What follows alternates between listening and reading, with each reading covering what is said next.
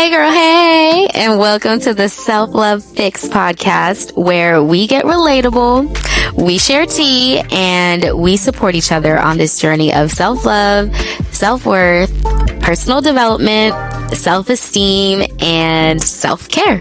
Because why wait until it's too late to start becoming the best version of ourselves?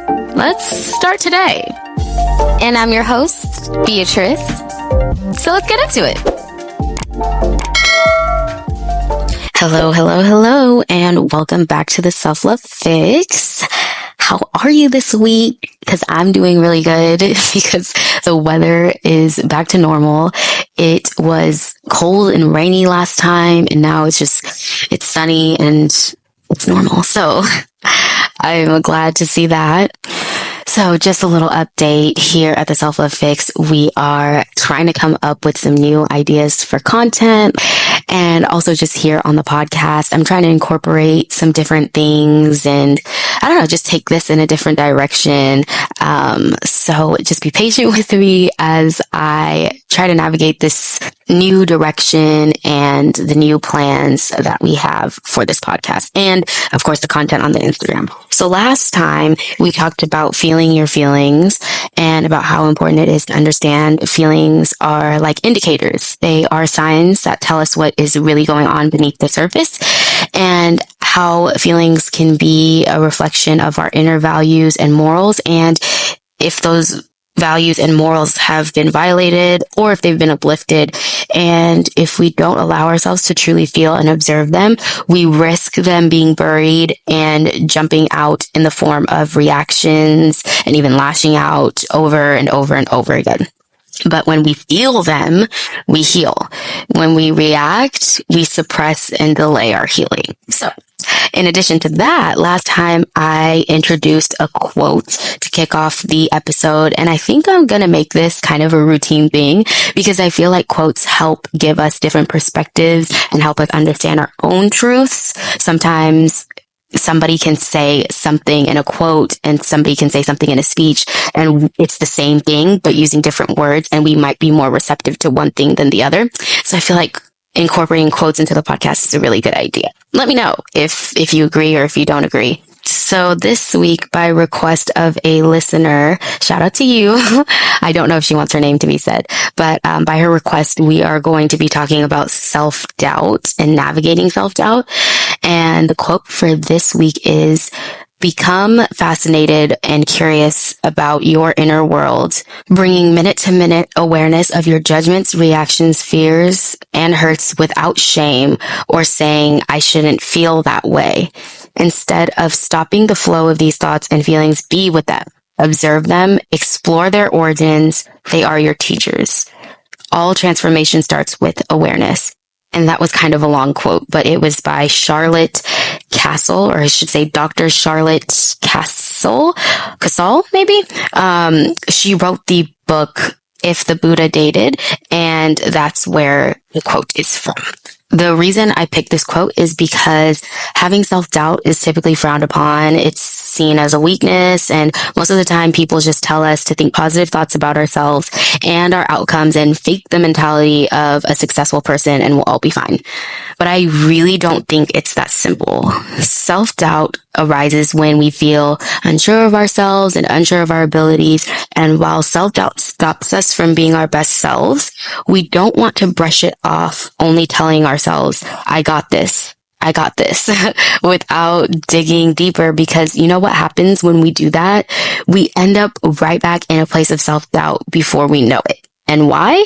Because we haven't dealt with the feeling, and even deeper than that, where the feeling comes from. I think a lot of times we see self-doubt pop up most when we're being challenged.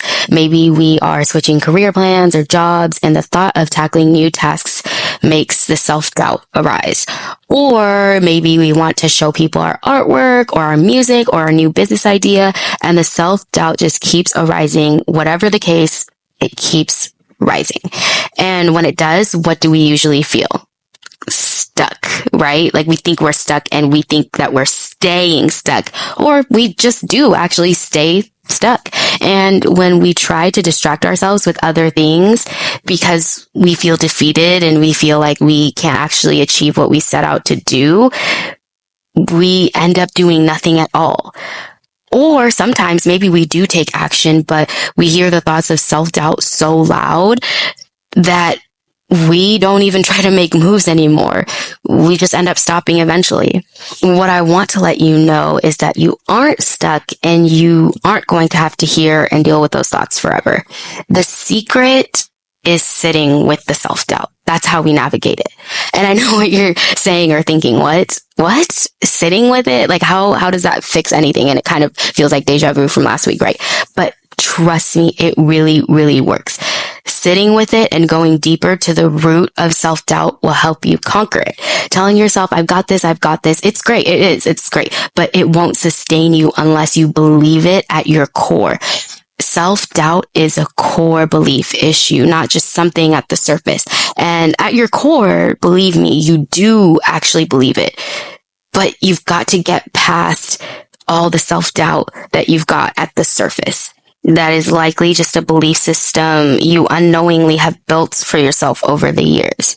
Negative thoughts about ourselves that turn into our core beliefs are learned behaviors. These are things we learn. At our true core, what we truly feel about ourselves is nothing short of that wholesome truth and that good truth that we have at our core, sometimes covered up by things that are out of our control or things that we falsely believe about ourselves. And let me give you an example. Say that you have doubts about your ability to get into medical school. And after having graduated college and doing all the work to get ready for your application, say you submit your applications and then a couple days go by, and then you say to yourself, I won't get into my top choice. I just know it. I won't get in. I won't get in. We do that, don't we? Like we tell ourselves a story about ourselves. We recite negative things about ourselves to ourselves. Sit with that feeling. Observe that thought, because remember, we are not our thoughts. So ask yourself, where does that thought come from? Why do I believe I won't get in? And maybe you might hear another thought. You didn't get nearly as high a score on your MCATs as Angela did. And last year she didn't even get in. Okay. More thoughts are popping up. Don't interrupt them. Just let them flow. Just keep going deeper. And then another one comes up. You aren't even that smart. Okay. Let's keep observing. Let's really get to the root of this. And then the last thought pops up. How can a girl who came from poverty actually be smart and actually get into a top medical school?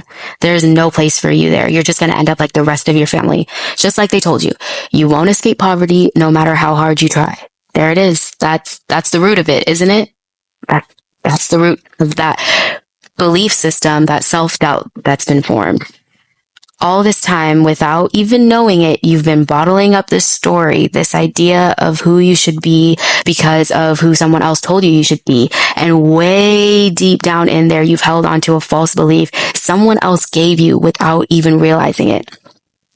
A false belief that isn't even yours, and you've just been carrying it without even knowing. When we go deeper and sit with and observe our thoughts, we often find that they are not actually ours at all, or they are fallacies we formed based on what other people have taught us. Now, this is how we get rid of self-doubt. We look at that false core belief and we decide that it has no place in our lives, and we replace it with the truth. Because here's the thing, our truth resides underneath all the fallacies and false core beliefs. Our truth is that we are who we say we are. So if you're like that girl who submitted her med school apps and discovered that her false core belief is that she's supposed to live a life of poverty, you get rid of that belief and you replace it with the truth. Your truth. You worked hard and you are worthy of getting accepted into a top medical school. If you like making music, but have the false core belief that you're never going to make it because other people have told you that, you replace it with the truth. Your truth. You can make it just like anyone else. if you work hard enough. Now, I want to let you know that this is no overnight fix. It takes time to get to the root of a false belief, to get rid of it, to replace it, and to uphold your truth. It takes discipline and it takes self-mastery. But if you are tired of having your life be ruled by thoughts of self-doubt, trust me, this will work. Believe me, I've been there and sometimes I still get there, but I always make sure to go through the process because I know if I don't sit with my feelings and thoughts, they will definitely have their way with me. Don't let them have their way with you. So what pulse stories have your feelings and thoughts been telling you? Go ahead, ask yourself, because what you'll find is oftentimes it's easier to believe those lies and stories than to actually believe the greatness and the great things within that you have. So thank you so much for listening to this week's episode of the Self-Love Fix. And as always, I hope you have a fantastic rest of your week.